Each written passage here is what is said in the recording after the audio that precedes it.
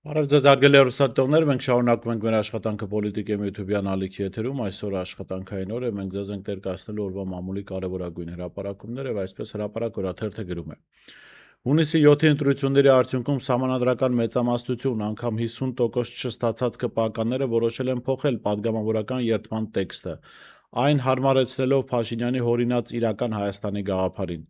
Տեքստից դուրս են թողնելու համազգային նպատակներին շեշտադրումներ, այն նեղացնելու են հայաստանյան տարածքով։ Մինչ այժմ երդման հետևյալ տեքստն էին արտասանում՝ հանուն համազգային նպատակների իրականացման եւ հայրենիքի հզորացման ու բարգավաճման երդվում են բարեխղճորեն կատարել ժողովրդի առաջ ունեցած պարտավորություններս, պահպանել Հայաստանի Հանրապետության Սահմանադրությունը եւ օրենքները, նպաստել Հայաստանի Հանրապետության ինքնիշխանության եւ շահերի պահպանմանը, անել ամեն ինչ քաղաքացիական համերաշխության, ազգային եւ համամարտկային արժեքների պահպանման համար։ Ժողովուրդ օրաթերթը գրում է. բարձրագույն դատական խորհրդում ուշագրավ իրավիճակ է ձևավորվել, դատելով իր վերջին զարգացումներից ԲԴԽ գիտական անդամների զգալի մասը ոչ միայն չի կիսում խորհրդի նախագահ Արթուր Աթաբեկյանի մոտեցումները, այլև դատական համակարգում շրջանառվող տեղեկությունների համաձայն որոշ դեպքերում բացահայտ հակադրվում է նրան։ Դատական համակարգում վաղուց խոսակցություններ են շրջանառվում, որ ԲԴԽ գիտնական եւ դատավոր անդամների հարաբերությունները հեռու են ներդաշնակ լինելուց։ Ըստ այդ տեղեկությունների երկու խմբերի միջև առկա տարաձայնություններն ու լարվածությունը ժամանակ առ ժամանակ արտացոլվում են ոչ միայն ներքին քննարկումներում, այլև խորհրդի որոշումներում եւ հրապարակային գործունեության մեջ։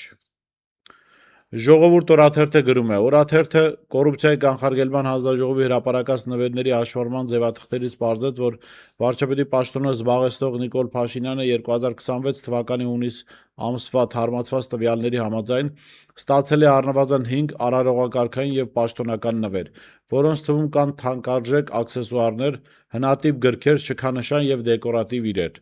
Ամենաթանկ նվերը վարչապետի պաշտոնը զբաղեցնողին հանձնել է Ֆրանսիայի նախագահ Էմանուել Մակրոնը։ Խոսքը Ֆրանսիայի Հանրապետության պատվո լեգիոնի մեծ խաչ շքանշանի մասին է, որի արժեքը գնահատվել է 1.265 միլիոն դրամ։ Նվերը Փաշինյանին հանձնվել է մայիսին Ֆրանսիայի նախագահի պատվին նախագահական նստավայրում կազմակերպված պետական ընթրիքի շրջանակում։ Մեկ այլ ուշագրավ նվեր ևս ստացել է Ֆրանսիայի նախագահի կողմից։ Վարչապետի պաշտոնը զբաղեցնողին փոխանցվել է Մինաս Բժշկյանի ճեմարան գիտելաց աշխատությունը, որը հրատարակվել է դեռևս 1818 թվականին Վենետիկում։ Հնատիպ գրքի արժեքը գնահատվել է 308.635 դրամ։ Հրապարակ օրաթերթը գրում է. Նիկոլ Փաշինյանը Գագիկ Ծառուկյանին ոչ միայն զրկեց խորհրդարան մտնելու հնարավորությունից ԿԸՀ-ի միջոցով գողանալով ԲՀԿ-ի ձայները, այլև մտադիր է Ծառուկյանին սննկացնել։ Մեկ շաբաթից ավել է ՊԵԿ-ը համատարած ստուգումներ է իրականացնում Ծառուկյանի եւ նրա ընտանիքի հետ կապվող բոլոր օբյեկտներում։ Մի կողմից հավանաբար փորձում են Ծառուկյանին քաղաքականապես չեզոքացնել, թույլ չտալ, որ հետընտրական ակտիվություն դրսևորի, մյուս կողմից Փաշինյանն իր սիրած գործով է զբաղվում, փորձում է խլել իր դեմ դուրս եկած անձի ունեցվածքը։ Նաև կապիտալի վերաբաշխում են իրականացնում երկրով մեկ։ Երեկ էկոնոմիկայի նախարար Գևորգ Պապոյանը հպարտությամբ հայտարարեց, որ անվավեր են ճանաչել Ծառուկյանի Շանգրիլա խաղատան 2014 թվականին տրամադրված լիցենզիան։ Օրեր առաջ էլ դատախազությունը գործընթաց է սկսել Արարատ ցեմենտի մասնավորեցման հետ կապված։ Նման անթաքույց քաղաքական հետապնդումներ ընդդիմադիր ուժի հանդեպ, որն ընտրություններին մասնակցել է, քաղաքացիները չեն հիշում։ Հրապարակ օրաթերթը գրում է. ներիշխանական քննարկումների մասնակիցները մեզ պատմել էին, որ հունիսի 7-ի ընտրությունների ՔՊ-ի սահմանադրական մեծամասնություն չստանալու փաստից ուրախացողներ եղել են նաև իշխանական թևում։ Ոմանք ուրախացել են, որ այս արդյունքները հնարավորություն չեն տա Փաշինյանին Ռուսաստանի դեմ կտրուկ քայլերի գնալ, ոմանք զուտ անձնական նկատառումներով, օրինակ Երևանի քաղաքապետ Տիգրան Ավինյանն։ Բանն այն է, որ ՔՊ-ում վստահ են եղել, որ ընտրություններից հետո Ավինյանը փոխվելու է։ Սահմանադրական մեծամասնություն ունենալու դեպքում մի շարք համայնքներում, այդ թվում Երևանում նոր ընտրություններ կկազմակերպեին, քանի որ թուրքներն աջուձախ կտրելու էր։ Սակայն այս արդյունքներից շոկի մեջ են հայտնվել եւ ակնհայտ է, որ պլանները փոխվել են, որովհետեւ նվազ լեգիտիմությամբ երերուն իշխանությունը հնարավորություն չի ունենա նման ռիսկային քայլերի գնալ։ Դա կարող է իշխանությունը քանդել ներսից։ Ժողովուրդ օրաթերթը գրում է. առողջապահության նախարար Անահիտ Ավանեսյանի հերթական լուսանկարը կրկին քննարկման առիթ է դարձել։ Լուսանկարում երևացող սև զգեստը համընկնում է Max Mara Studio մոդելի հետ, որի վաճառքի գինը ներկայացված է 499 եվրո, այսինքն միայն մեկ զգեստի արժեքը մոտավորապես 215-ից 220 հազար դրամ, կախված փոխարժեքից։ Համեմատության համար Հայաստանում 2024 թվականի աղքատության միջին շեմը ըստ վիճակագրական կոմիտեի կազմել է ամսական 53420 դրամը, իսկ աղքատության մակարդակը 21.7%։ Այլ աղբյուրներով ՀՀ-ում 2025-ին շուրջ 560,000 թերսնված մարդ կա։ Ստացվում է մեկ զգեստի արժեքը հավասար է մոտ 4 ամսվա աղքատության շեմին գտնվողների ամսական ծախսին։ Այլ կերպ ասած, այն գումարը, որով մեկ պաշտոնյան գնում է մեկ զգեստ, աղքատության շեմին մոտ ապրող քաղաքացին պետք է բաշխի սննդի, դեղի, կոմունալների եւ կենցաղային նվազագույն կարիքների վրա մի քանի ամիս շարունակ։ Այսօր իրավապահները ներխուժել են ՀՅԴ Գերագույն մարմնի անդամ Իշխան Սաղաթելյանի բնակարան, քիչ առաջ հայտնի դարձավ, որ բնակարանի խուզարկությունն ավարտվել է, այժմ փորձում են խուզարկել նրա ավտոմեքենաները։ Փաստ-ինֆոյի փոխանցմամբ այս մասին հայտնել է Սերգեյ Հարությունյանը, նշելով, որ բնականաբար որևէ խախտում կամ արգելված առարկա չի հայտնաբերվել։ Քննչական կոմիտեից քիչ առաջ հայտնեցին, որ քրեական վարույթի շրջանակում կատարում է քննչական եւ վարույթային գործողություններ։ Ակնհայտ է, որ այս իշխանությունը ապօրինությունների այս շքերթը շարունակելու է եւ Գագիկ Ծառուկյանի մասով է տեղի ունենում ապօրինություններ եւ Իշխան Սաղաթելյանի մասով, գիտեք, եթե երկրում լիներ այնպիսի մթնոլորտ, որ կազինոներն արգելված լինեին, ինչ չարիք է հասարակության համար, հասկանալի կլիներ ինչ որտեղ իշխանության գործողությունները, բայց մի կողմից երբ on-line կազինոները իրենց ընկերների վխտում են եւ հասարակության լայն շերտերի խաղամոլության զոհ են դարձրել ու տարեկան 1.5 միլիարդ դոլար եկամուտ են ստանում, մյուս կողմից կոնկրետ այս գործողությունը որևէ բանի, այսինքն կազինոների խաղամոլության դեմ պայքարի շրջանակում չի կարելի դիտարկել, սա բացառապես քաղաքական որոշում է, եթե քաղաքական որոշում չէ, ապա բոլոր կազինոները պետք է արգելվեն Հայաստանի Հանրապետության տարածքում նրանց գործունեությունը, այդ թվում on-line կազինոներ։ Այո, կազինոները չարիք են, բայց վստահաբար մի կազինոյի փակելով մյուսներին հնարավորություն տալ ավելի շատ աշխատել, վստահաբար այդ չարիքի դեմ պայքար չի լինում, սա զուտ քաղաքական նպատակներով։ Մյուս կողմից էլ սա հնարավորություն է ընդդիմադիր գործունեություն ծավալող գործիչների համար մտածելու ինչ իրենք չեն արել, որ այս վիճակում են հայտնվել եւ ինչ պետք է անեն, որ այս վիճակից դուրս գան։ Փաշինյանը վստահաբար այս քայլերը շարունակելու է, ինքը փորձելու է նաեւ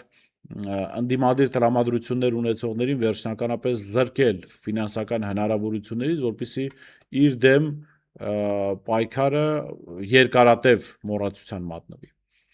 Հայկական ծիրանի առաջին խորհրդանշական խմբականակը ժամանել է Եվրոպական միություն, այս մասին X-ի իր էջում գրել է ԵՄ ընդլայնման հարցերով անձնակատար Մարթա Կոսը։ Շնորհակալություն Հայաստանի տարածքային կառավարման եւ ենթակառուցվածքների նախարար Դավիթ Խուդատյանին նվերի եւ շատ լավ քննարկման համար։ Մենք հանդիպեցինք վաղը կայանալիք կապակցվածության օրակարգ հարթակի մեկնարկից առաջ, որտեղ մենք առաջ ենք տանելու Հայաստանի իր հարևանների եւ Եվրոպայի հետ ավելի լավ կապելու մեր աշխատանքը։ Սա հայ արտադրողներին կօգնի բալանսավորել իրենց արտահանումը եւ իրենց բարձրորակ արտադրանքից ավելին հասցնել նոր շուկաներ։ Գրել է Կոսը։ Գիտեք, սա ծաղրելի է, նկարում էր ընդհանուր 7 ծիրան արտահանել նախարարը։ Սա այն ֆոնի, երբ որ ծիրան արտադրողները կոլապսի առաջ են կանգնած, ես որ գոնե ապրում եմ գյուղում, զբաղվում ենք նաեւ այգեգործությամբ, լավ տեսնում եմ ինչ իրավիճակ է։ Ծիրանը արդեն պիտի բերքահավաքը ակտիվորեն սկսված լիներ, այնինչ մարդիկ իրենց ծառերին ուղղակի ձեռք չեն տվել, որովհետև մատակարարները չեն եկել, արտահանողները չեն եկել գյուղ, որովհետև այն ծիրանը, որը արտադրվում է հայկական գյուղերում, Հայաստանի գյուղերում, դրանց 99%-ը գնում է Ռուսաստանի Դաշնություն։ Մյուս կողմից կան ֆերմերային տնտեսություններ, որոնք ինտենսիվ այգիներ ունեն, իրաց ծիրանը որևէ ձևով գուցե հարցը լուծվի, որովհետև այդ ֆինանսավորումը, որը Եվրամիությունից ստանալու են 50 միլիոն եվրոյի չափով, այդ ֆինանսավորումը հիմնականում գնալու է այդ ընկերություններին։ Մյուս կողմից այդ ֆինանսավորումը արտնացրել է աճպարարներին, ինչպես են մարդիկ ուզում աճպարարություն անել։ Գյուղացիներից կվերցնեն իրենց ծիրանի բերքը, իբրև թե արտահանում են, բոլորի մոտ սպասում կա, որ կոլապս է լինելու,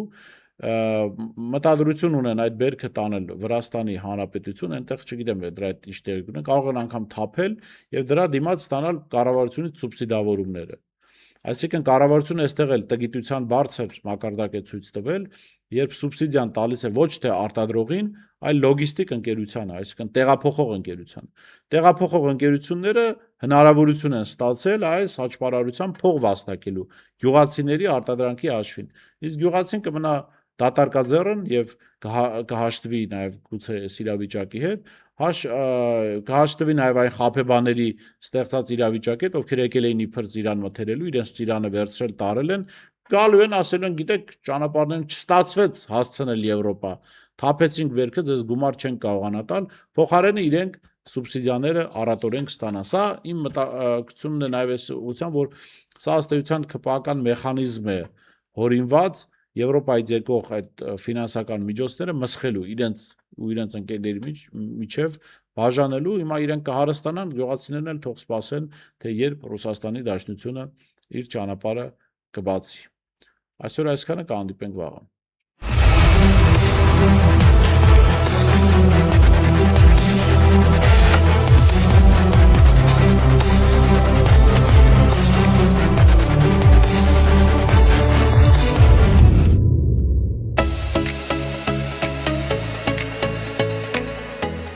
Հետևիր սրտիդ ձայնին, այն քեզ ուզում է տանել անհայտ հեռուներ, վայելիր աշխարհի չքնաղ քաղաքներն ու արևոտ լողափերը նոր զգացողություններով, նոր համերով։ 2026-ը թող լինի հույսերի, մոտիվացիայի, նպատակների իրագործման տարի։ Եվ հիշեք, ամեն ինչ սկսվում է մեկ որոշումից։ Նոր տարին գալիս է նոր հնարավորություններով ու արկածներով։ Քո հաջորդ արկածը մեկ թռիչքի հեռավորության վրա է։